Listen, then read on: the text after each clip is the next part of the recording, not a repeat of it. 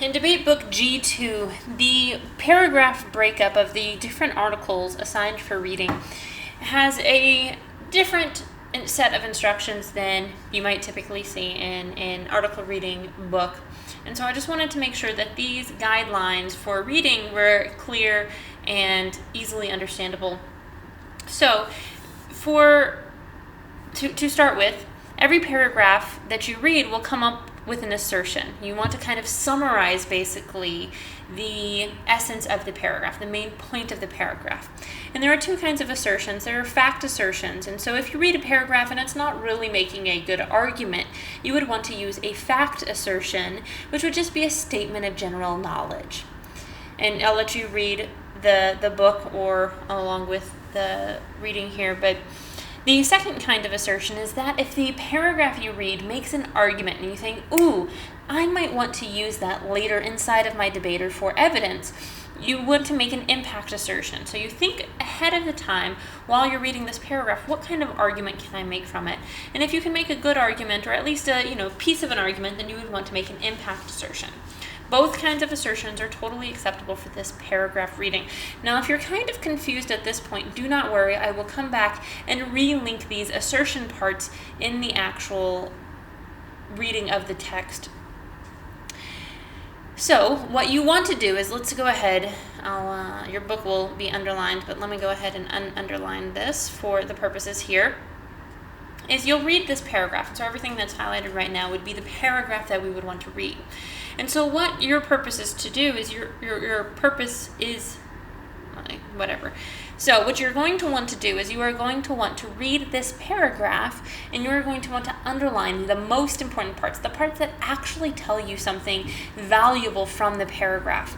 And you don't want to underline a whole lot. The idea is that you will synthesize and shorten the essence of this paragraph into its really important parts so that later when you're in the middle of a debate you can quickly pull out this whole paragraph and know exactly what is important and exactly what you might want to read as part of evidence and then go ahead and attach an assertion to it. So if we read this, it says the light from the sun looks white. Okay, interesting background information. But it is really made up of all of the colors of the rainbow. Oh, interesting. Okay, they're kind of changing. This is a new and interesting fact. The light is made up of the colors of the rainbow. Okay, I'm not sure where they're going with it, so I'm going to keep reading. Like energy passing through the ocean, light energy travels in waves, too. Some light travels in short, choppy waves. Other light travels in long, lazy waves. Blue light waves are shorter than red light waves. Okay, all right, let's think about this, what I just read. Okay, energy travels through the ocean, light energy travels in waves, some travel in short, choppy waves. Okay, I'm still not really sure where this is going. Sunlight reaches Earth's atmosphere and is scattered in all directions by all the gases and particles in the air. Okay, so this explains, I guess, why we see different colors. Blue light is scattered in all directions by the tiny molecules of air in Earth's atmosphere. Blue is scattered more than other colors because it travels in shorter, smaller waves. This is why we see a blue sky most of the time. So if I'm looking at this, it seems like all of this different evidence or all of these different points are dedicated to proving why we see a blue sky. So it all seems to be supporting this main conclusion here, which is why we see a blue sky most of the time. So I'm going to go back through and underline the parts that explain why we see a blue sky most of the time. So I'll say, okay, so light is really made up of all of the colors of the rainbow.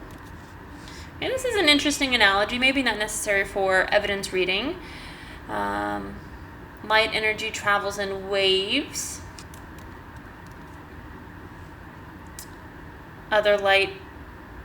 Blue light waves are shorter than red light waves. And again, I'm just going through this and underlining the things that make sense to me. This may even be different from your book, but it's just the idea of condensing what you think is important. And this could be definitely different even from what you think. Sunlight reaches Earth's atmosphere and is scattered in all directions. Blue light is scattered. Got a little ahead of myself there. Blue light is scattered more than other colors because it travels in shorter, smaller waves.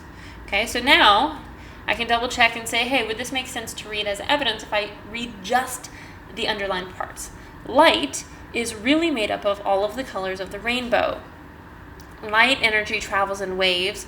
Blue light waves are shorter than red light waves. Sunlight reaches Earth's atmosphere and is scattered in all directions. Blue is scattered more than other colors because it travels as shorter, smaller waves. This is why we see the blue sky most of the time. So, if I wanted to, I could probably say, oh, this whole line, was really not relevant. I could probably cut that out. But again, I'm not too worried about it. And then the assertion, the main summary here is that's not really making an argument. It's more about a statement of fact. And so I would just want to say, the summary of this paragraph is probably that light waves are shorter, so that's what we see the sky as. Okay, so you can go through that question and reread the assertions. Now, if you understand all of the parts about underlining and coming up with the assertions from here, feel free to stop. What I'm going to do is I'm going to stop watching this video. What I'm going to do now is I'm going to go ahead and look here at the first article. So if you're still a little bit confused, I think that this would be the best opportunity to see it again in action. All right, so main assertion. So this will be the whole article. A clue for what the article might be about would be actually here in the name title, cosmetic surgery, plastic surgery, what's the difference? That'll be a clue as kind of what the whole article is about. That'll be a clue for the main assertion for sure. Let's go ahead and read the first assertion. If you've always thought cosmetic surgery and plastic surgery are one and the same, you're not alone. A significant number of plastic surgeons choose to focus their practice on cosmetic surgery, and as such, the terms are often used interchangeably. But this is not technically correct. Cosmetic surgery and plastic surgery are closely related specialties, but they are not the same. Ooh, that seems like it's new, possibly relevant information. It's working on defining it. All this other stuff was background information, but this is a good piece of evidence, I could probably tell. While both cosmetic surgery and plastic surgery deal with improving a patient's body, the overarching philosophies guiding the training, research, and goals for patient outcomes are different. Okay? So, I would, in my assertion, I would say cosmetic surgery and plastic surgery are different or have different philosophies and goals. Okay, so something kind of like that. Again, it could be a little bit different. I could just say they are different. It depends on how detailed you want to get with your assertion. So that would be basically one assertion. So hopefully you're kind of getting the feel for this. But if we keep going, the 1B assertion. The procedures, techniques, and principles of cosmetic surgery are entirely focused on enhancing the patient's appearance. Okay, so that seems like a pretty good definition of cosmetic surgery. All right, underline. Improving aesthetic appeal, symmetry, and proportion are the key goals. Okay, that kind of seems to repeat the focus on enhancing a patient's appearance, right? Cosmetic surgery can be performed on all areas of the head, neck, and body. Because the treated areas function properly, cosmetic surgery is elective. And you'll know from the definitions in the book, in the vocabulary work, that elective means optional. Okay, so cosmetic surgery, I know two things now, that it is optional and that it's totally focused on a patient's appearance. Okay.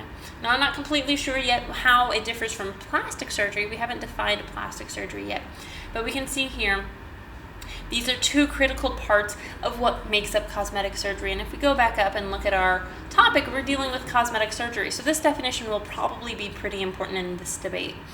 Cosmetic surgery is practiced by doctors from a variety of medical fields, including plastic surgeons. So just because you're a plastic surgeon doesn't mean you can't commit or can't do cosmetic surgery, which indicates that maybe cosmetic surgery is a subcategory of plastic surgery. We'll have to find more about that, or at least they're related fields. The scope of cosmetic surgery procedures includes breast enhancement, augmentation, lift, and reduction, facial contouring, rhinoplasty, which is nose surgery, chin or cheek enhancement, facial rejuvenation, facelift, eyelid lift, neck lift, brow lift, body contouring, tummy tuck, liposuction, skin rejuvenation, laser resurfacing, Botox, and filler treatment. So here it just gives a list of cosmetic surgery procedures. Now I could underline this if I wanted some specific examples or not, right? But here I think that the main point is that cosmetic surgery is both elective and purely aesthetic or appearance-based. So cosmetic surgery is both elective and purely appearance-based. So that's the essence of this assertion. Okay, so I would keep going and doing the same thing, breaking down as I read what is the basic part. Now, this is, and I taught this last year.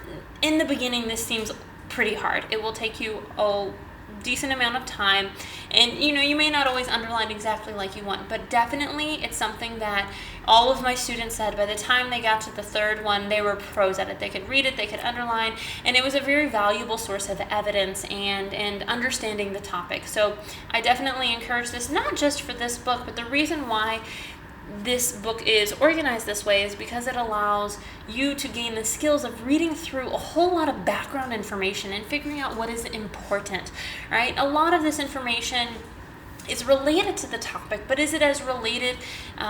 Is it just noise? Is it mixing up and confusing your understanding of the topic? A lot of times the very essence of information can be summarized in just one or two sentences inside of a giant paragraph. As you can see here, we underlined 2 sentences out of this whole paragraph, and here, again, another 2 sentences out of this whole paragraph, and it really just helps you cut through the excess information in all kinds of reading. So I definitely think that this could be applied to outside evidence, outside news articles that you're reading, even books, standardized tests, whatever it is. You can cut through a lot of background information to focus on the specific important parts of the text, which will allow you to be a better debater, will allow you to have better evidence for debate. So this has been, hopefully a fairly informational video on this topic. Hopefully I wasn't too confusing or sidetracked.